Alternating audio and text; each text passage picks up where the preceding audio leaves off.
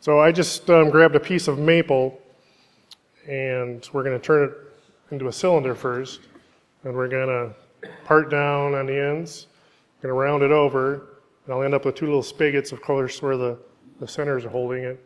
And then we'll go to pinch points between a chuck like this and something in the tailstock like this, and then we'll be able to free turn that and keep turning it along 3 axes to where it's round. And using the ghost image where it's out around, we'll turn that away, and hopefully at some point we're round. So I'm going to start out with, let me get my goggles. Can everybody hear me? Okay. So I have a spindle roughing gouge, which is a deep, if you haven't seen these, they're deep U-shaped, kind of a thick, same thickness around it, and you can, very good for spindle turning. You can rough out with the point, you can flip it over on the side, and shear cut like that too. So let's get started.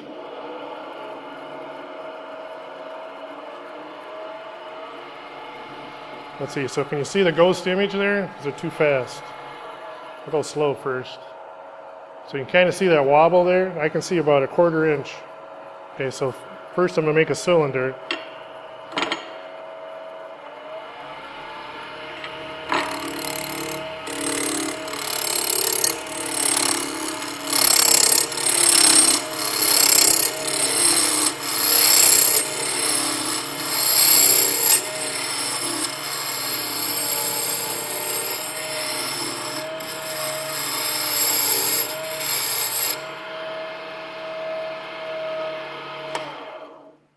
Okay, totally round.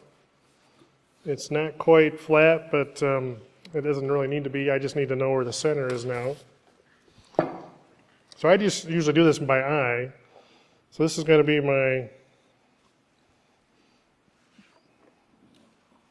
my diameter. You can check and see if you have enough length for that. If not, you'll need to come down a little bit in diameter.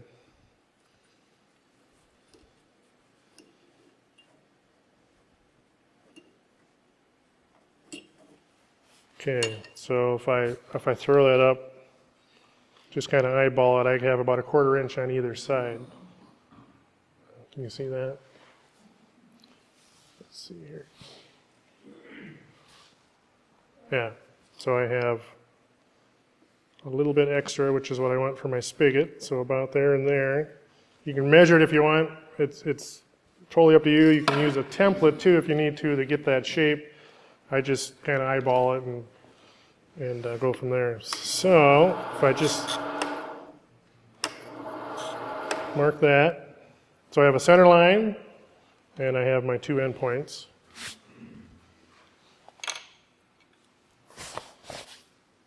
Okay, now I'm going to part down, rotary peel down the ends just to give me the exact diameter of the end of the sphere. So using the lead point of the skew, I'm just going to rotary peel down like this, pulling up the tool handle. This is a round skew. It's a little challenging to use into space like that, but you work at it and it's not too bad. So I'm just going to peel on down.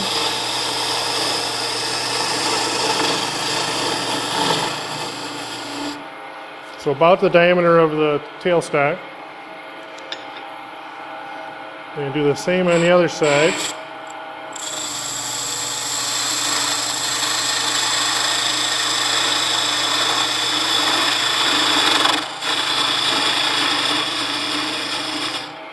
Like that.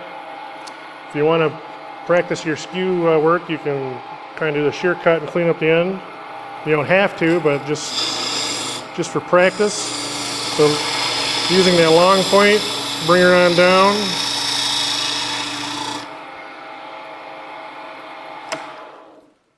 And you can see how clean a cut that. Well, can't see it there, but you can get a pretty smooth cut versus the other side. Okay, now we're ready to round over into a sphere shape, so I'm just going to knock the ends of the cylinder over and go down to the spigots. So this is it's a 1/2 inch bowl gouge. Kind of the wings are just swept back a little bit, not too far. Right there. Just a little bit of a wing. And rub the bevel and roll it over.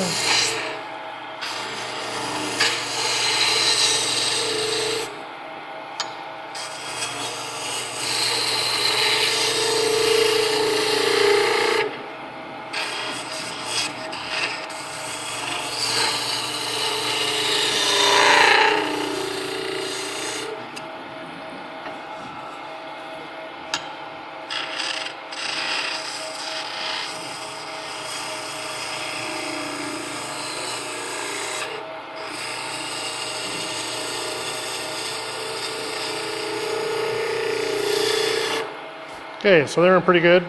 Again, if you wanted to, you could have a little template to help you get there. So move on to the other side. This is a little shorter than my lathe. Almost got a...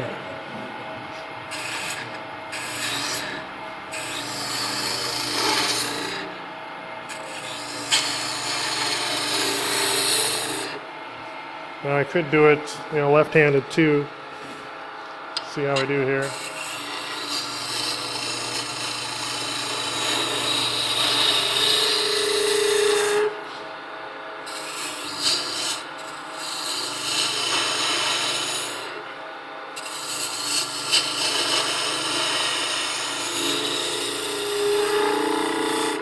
So if you kind of can tuck that in there and then use your hips, gives you a little easier control. Try to do that.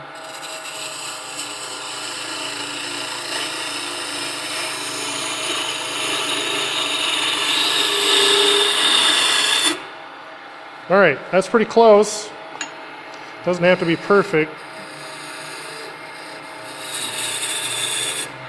We'll get the roundness when we go to the axes. And you kind of want to leave it a little bit football shaped so that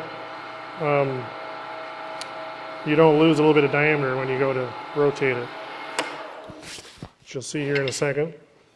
So I'll pop this, one more thing. I need to get rid of the spigots now. I could turn them off depending on how hard they are. I could just pinch and then turn them off, but you can also part down and then cut them off. So just just a homemade parting tool out of a metal cutting bandsaw blade.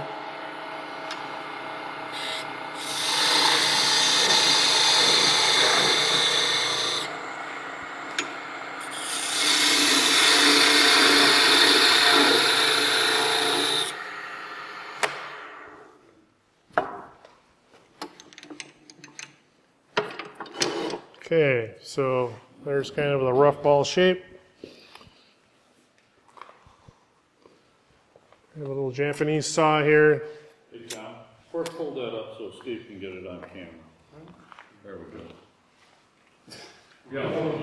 I was going for that camera. All right, how's that? Kind of see a little bit left there. So I'm just going to cut off the spigots.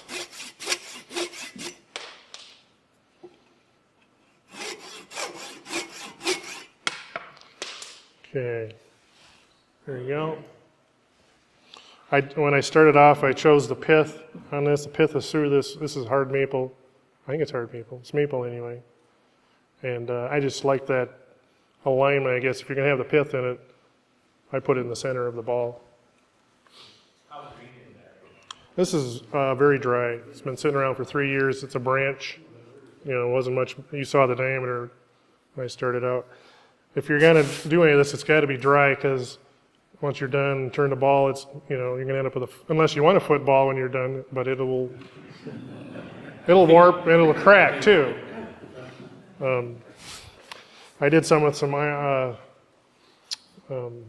hornbeam and turned it green and thought, well, I don't mind if it cracks a little bit. It just, split in half almost.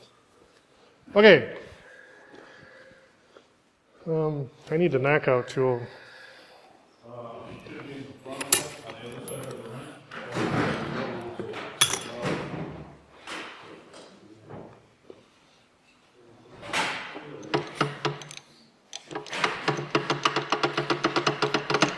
Thanks. I was using a steb center. If you haven't seen those, they're got a bunch of teeth on. I'm not used to. Here we go. Got a bunch of teeth on it and a point that has a spring in it, so it'll push out against the wood. I like them for that kind of small work. Grabs on really nice, quickly. And as far as the tail stack, you really don't want to have a cone center because it'll dig in and push into your ball. So I've been using a little cup center with a little point in it.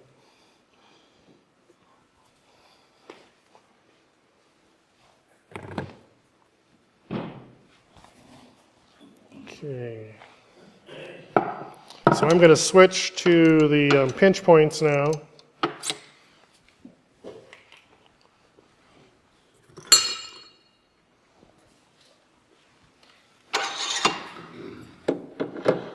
So I have a 4-jaw chuck, and I've turned a little cup center. I have a smaller one here I can pass around. So the idea here is that this cup needs to be just a little bit smaller diameter than your ball. If it's a larger diameter, the ball will roll around inside there. So it wants to be seated on. You got to be seated on the ring here. Otherwise, you'll never get it centered. It'll wobble around. And on the tailstock side, you need some type of pinch point there with the same idea, but okay, whoop. There we go. So I've made a little wooden plug that screws onto my tailstock. If you have one like this, take the cone off. There'll be a little threaded rod on there. And I just glued a nut. I don't know if I can. Well, you have to look at it, but I just glued a nut right into there. And if you turn it around and put a screw in there, you can turn this to whatever shape you want. And then when you get around to here, you may have to true it up a little bit to make sure it's totally round or centered. Does everybody get that? Okay. So this has to be just dead on. There can't be any wobble to it. Yeah? You ever put any rubber padding or anything, or is it just wood-to-wood friction? I do. In fact, I can pass these around. Here's my first tailstock end, and it's got a little leather pad on it. Here's one I made for this ball, so it's kind of has the shape for that. And here's just another one, but same idea. So these had leather pads glued onto them, which can help on the. You kind of lose a little bit of accuracy, I guess, because you'll have a little bit of play in that leather or pad, but you gain in that you don't get those rings will tend to make a compression ring in the wood. Especially if you have a soft wood like pine, you'll get a little ring. And you can kind of just keep working until the end and then maybe slip in a piece of leather, or I even slip in like little pieces, the closed cell foam, something like that. So I'll stick it in there just to finish at the end.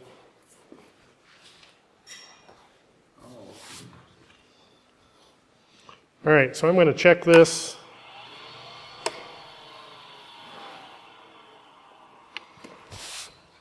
Going to clean that up a little bit.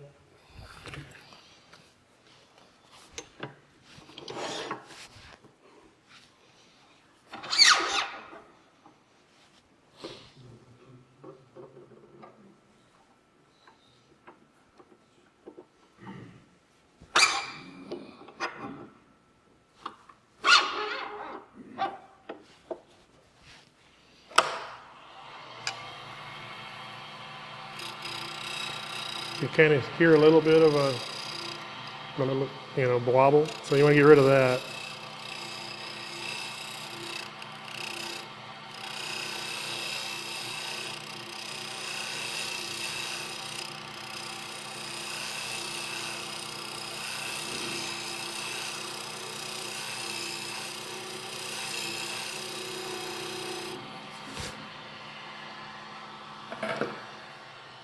And I'm just going to clean up the outside so I won't have any imbalance.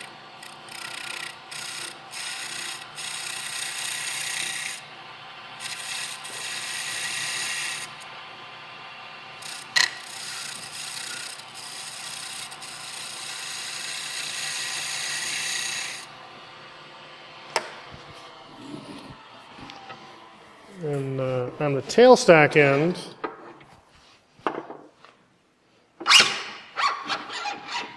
I've just kind of done this by hand. That seems to help out a little bit. If if there's any wobble in there, just hold your tool up there and spin it.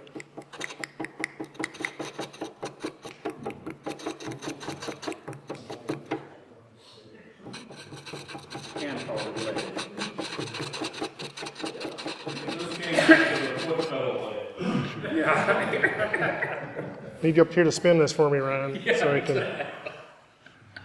All right, so even if you've turned it on that side, flipped it around, I usually find that it's off a little bit if your lathe, isn't quite lined up. So you want to be as perfect as you can. You don't want to have any wobble. Okay. So I have my original line there, right? So that's one axis, and I'm going to rotate that. And I'm going to stick it in the cup center. I'm going to pull up the tailstock. And each time you do this, you want to do it the same way. And for me, it's worked where I press as hard as I can against that, and I bring up the tailstock like that. And if you look, I don't know if you can see it, but there's a little bit of a gap there, right there. Maybe if I do it that way. So you can see I'm not round yet, of course. And the idea is to get there. And then what you want to do is make sure that axis line, you can kind of see it, but you want to have them centered as best you can in the middle of the pinch points. So I would pull this out, rotate a little bit, look at it. If I like it, then I do this and then pinch it up. At home, I just tend to kind of hit it once, the same pressure each time. I'm going to lock this down here so Phyllis doesn't catch the ball. I didn't bring my catcher's mitt for you, but. Okay, so we'll dial this down first. All right, can you see the ghost image now? There's about 1/8 of an inch. Maybe not? Yeah? Okay. So we're going to turn away the ghost image and then rotate it again to the third axis and then just keep growing until, hopefully it's a sphere. So starting in the middle.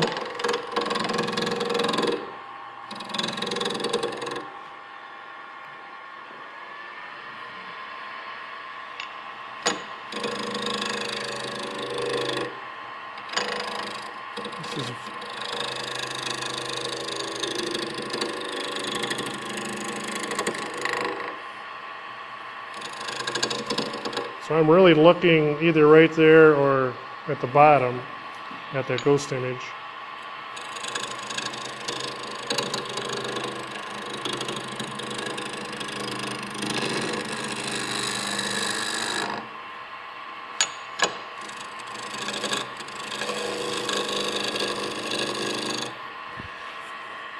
This is really hard to do on a small lathe.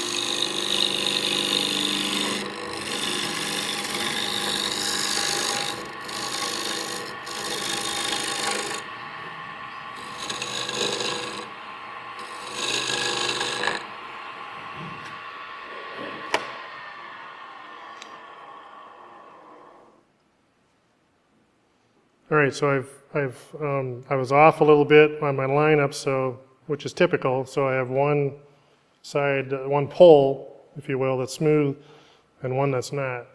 So I pretty much got the ghost image out of the way, but as you can see, it's a little flat here. Excuse me. So at some point, I need to get down there anyway, so I might as well do it now. Is how I look at it.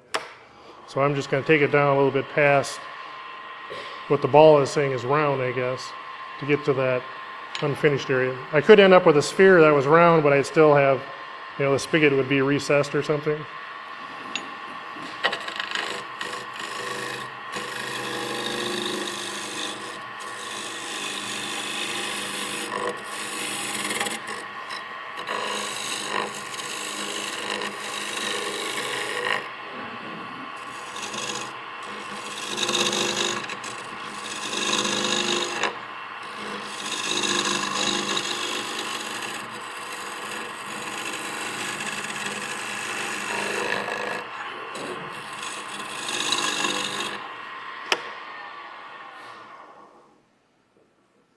Okay, so both poles are done. There's just a little bit there, which is great. And I'm going to go ahead and rotate it. So I take my pencil and I'm going to make a center line off, and I'm going to make two so I can remember which axis that was. It's very challenging to remember which axis you're on, and I found that to help out quite a bit. So you can see the first one and the second one. So I would rotate it this way. There's only one choice now to get your third axis. Okay. And then I look at my center lines and see if they're perfectly in line with the pinch points, and they're off a little bit. So I go a little bit of rotation.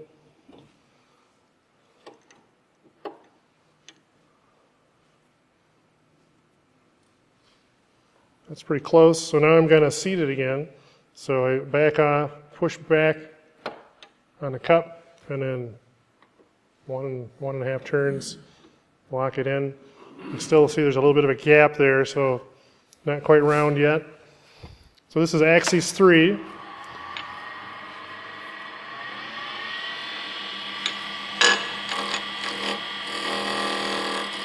see I'm a lot closer now to round.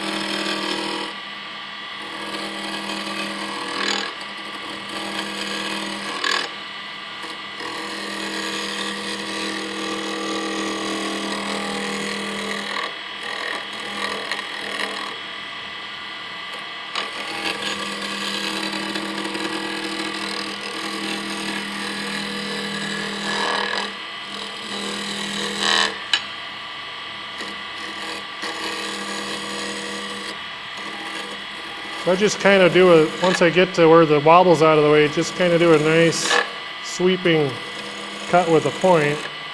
Lead a little bit with the left edge in this case.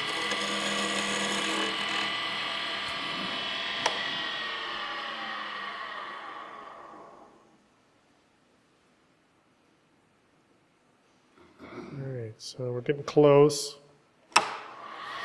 On the really, the problem areas are trying to keep from digging in as you go around the far edges.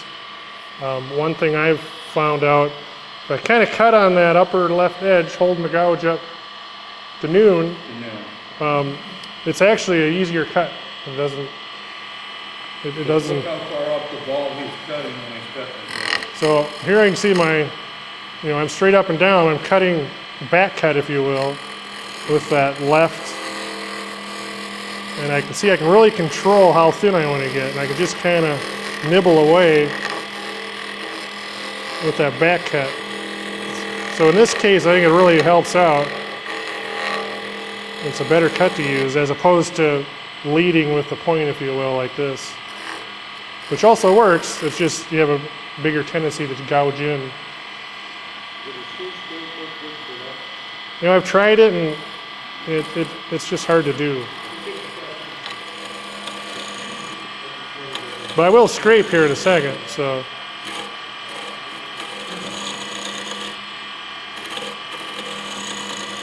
So I'm just kind of doing some sweeping.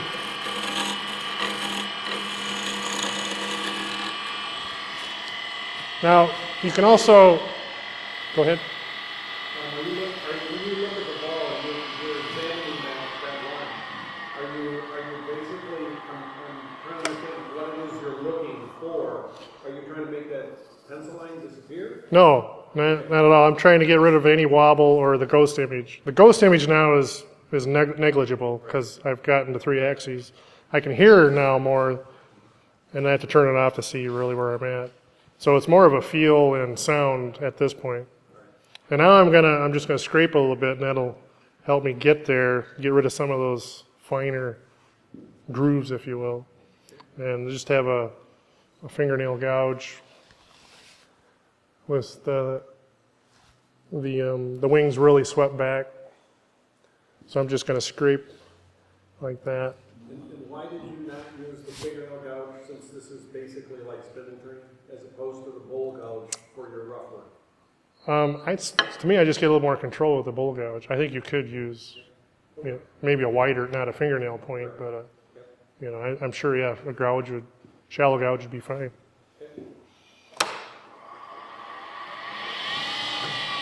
Whoa. Okay, so just a little bit of scraping here.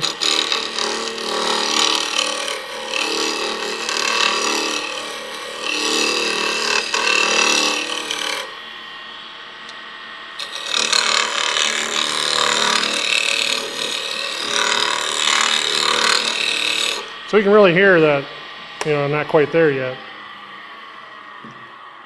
which I would expect. All right, so now this is the 3rd axis. So I'm going to put 3 lines on there. Help me remember.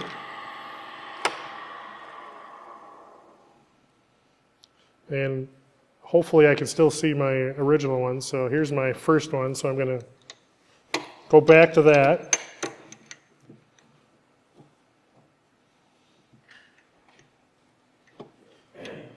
Okay, you can kind of see how it's off to that side. So I want to get back to as close as I can to the original axes. At the point that you're at right now, does it really matter that you have to go back to that axis? I mean, 'cause you pretty much have a sphere right now.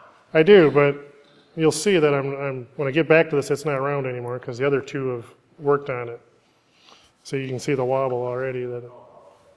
So you just kind of you're slowly creeping up on it, and if you go to other axes, you'll never get there. I don't think. That's my understanding. So. Does it matter which end goes to the headstock? Which end? Oh, if I flipped it over? Yeah, and I probably have. I don't know if I realized it or not, but I don't think it matters. Like this, if I go, yeah. I don't know. I never thought of that. Let's see what happens. Is this better? About the same? Probably not, but. Okay, so I'm going to do the same thing. I'm pushing back.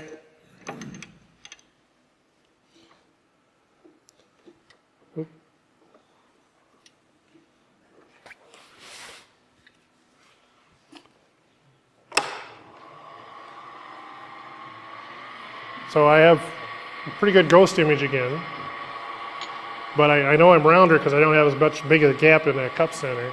you went back to the bowl gouge. So I'm back to the bowl gouge. You can kind of see it sounds a little better because I'm closer to round.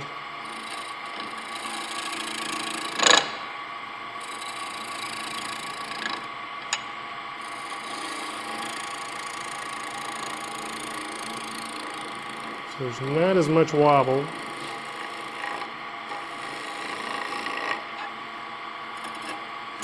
Oop. So there's a groove. So I got to go back down to that elevation. So yeah, that's the problem I find if I'm leading with a point, it tends to grab in there easy, and then you got a groove. So.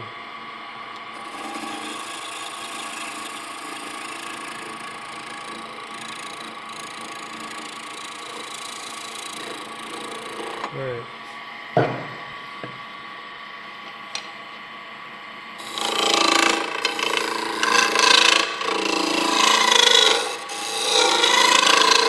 So she's a lot of chatter there.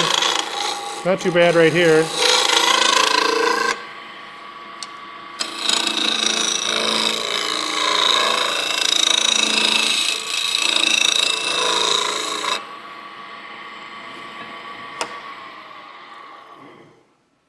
Okay, I still have a little bit of my original line, so I don't have to mark it again. Try and find 2. There's 2.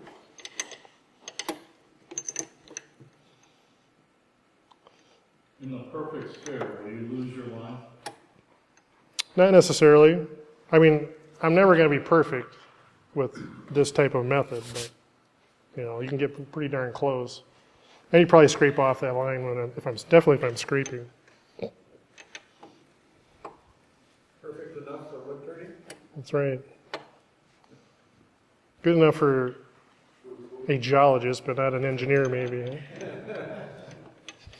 I'm a geologist by training. So.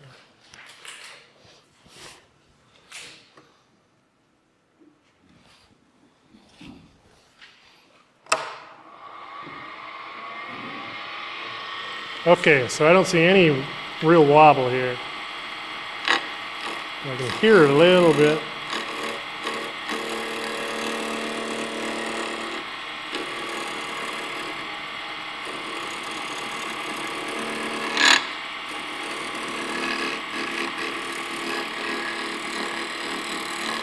Just a little bit of back cut.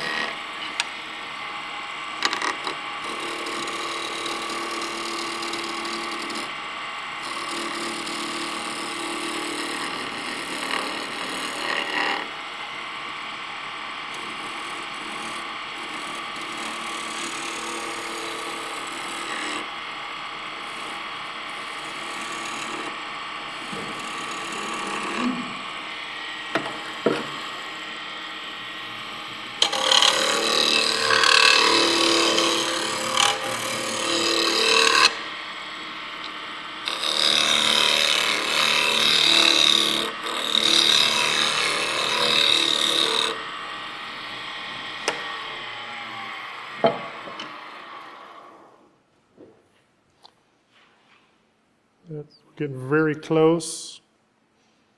So that was axis 1. I'm going to go one more round here, go through 3. So here's 2.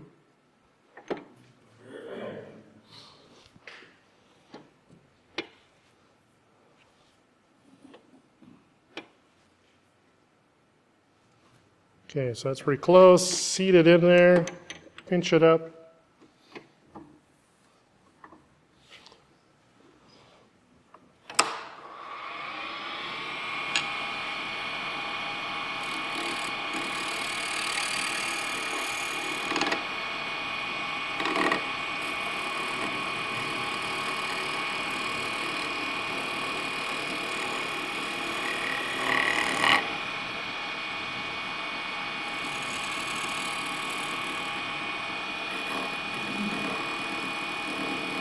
So using the back cut, just kind of come around the edges. Just a little nibble.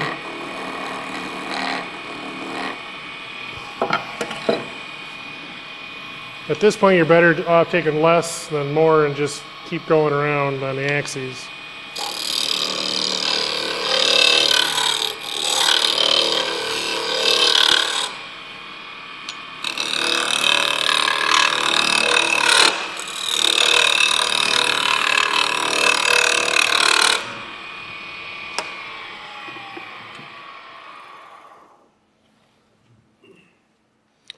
And if I can find 3 now, there's 2. Thought I was on 2. I guess I wasn't.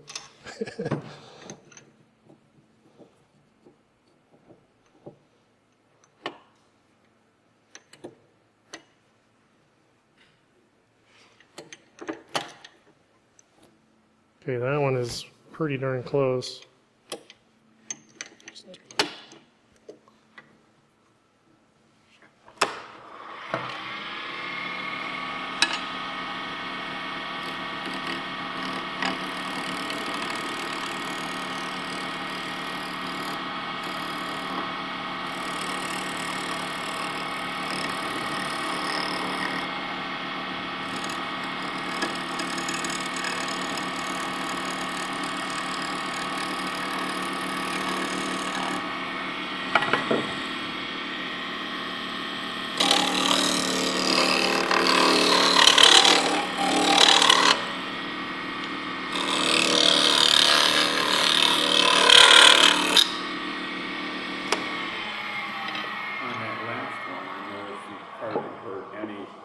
Right, I'm getting very close. Yeah. So you can almost only just hear it now.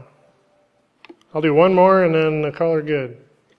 At what point do you start sanding here? Well, I would do, when I think I'm not seeing anything else as I go around. And then I just do the same thing on axes. Sand this axis, rotate it. That way you're taking off hopefully the same amount on each direction, if you will. Let's see, here we go. What grit would you start with on? Oh, 220. Depends on if it's a softwood, 320, something like that. So, 220 would be fine here. Okay, one more time.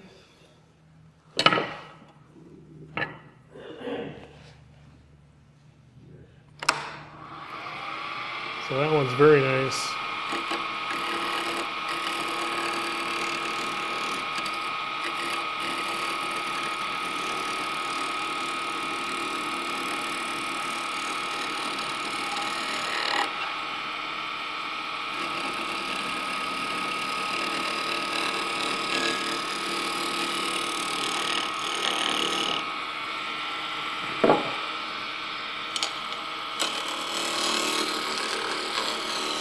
And here that sounds, there's hardly any interrupted cut there. Well, that's not bad. A little bit over here, but. All right, I think that's it. So now I would sand, get this out of the way and, do each axis, same as turning, and then hopefully you've come down to, not get it out around on softer wood or,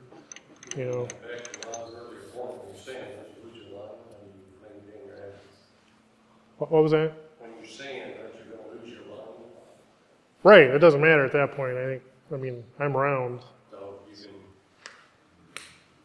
can. But you can just do 2 or 3 or a whole bunch, at that point, I think.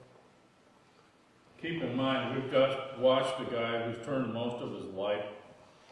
So the tool control we just saw is a learned process, and he does a tremendous job. Yeah, it looks like it'd be something good to help teach you tool control. Yeah, you have to be pretty precise. If you gouge in, you got a groove, you got to take everything down to that level again. This video was made possible by a grant from the Future Girl Foundation.